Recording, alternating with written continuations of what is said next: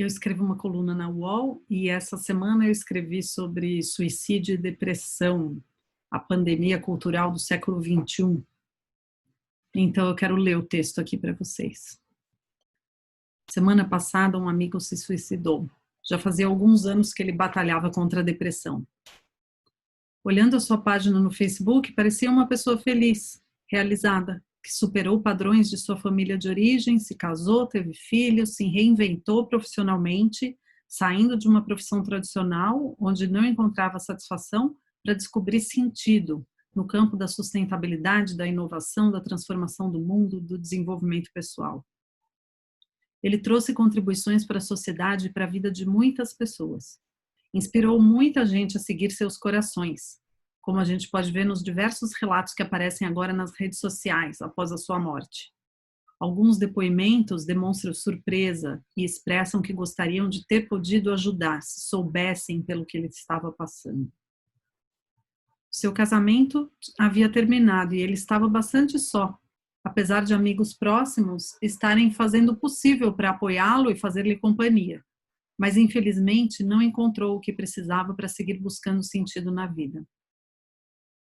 Eu penso que o suicídio é apenas um dos sintomas de uma sociedade doente. Como diz Viviane Mosé, enfrentamos um esgotamento civilizatório e humano. Vivemos uma exaustão ambiental em consequência de um modo predatório de lidar com os recursos naturais. Vivemos uma exaustão econômica em função das imensas desigualdades sociais, do desemprego. E, por fim, enfrentamos a exaustão humana, ou melhor, a exaustão do modelo de ser humano que criamos. Vivemos o ódio à vida, em forma de depressão, suicídio, terrorismo, feminicídio, racismo. Existimos numa civilização que desvaloriza e nega a vida, que tenta mais controlá-la, manipulá-la, enrijecê-la, do que compreendê-la e ajudá-la a florescer. A vida é movimento, descoberta, instabilidade, incerteza, vulnerabilidade, e não aprendemos a lidar com isso.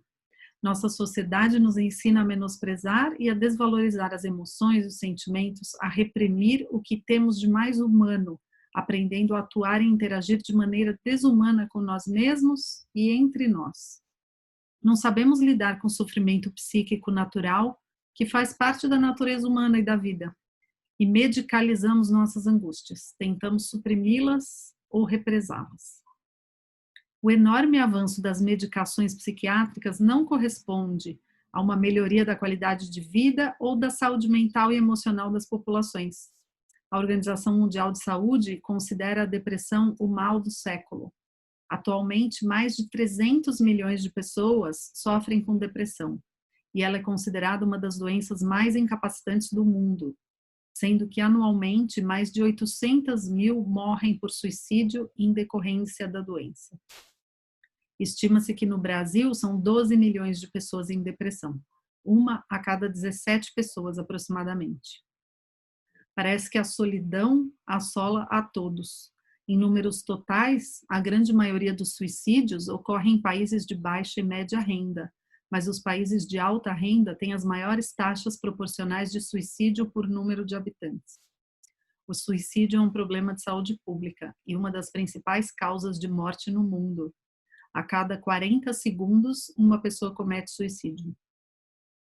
Numa civilização onde os sentimentos, especialmente os de angústia, tristeza, medo e solidão, não têm espaço, a tendência é ignorá-los, até que, de tanto acúmulo, eles explodem em inúmeros transtornos mentais e emocionais.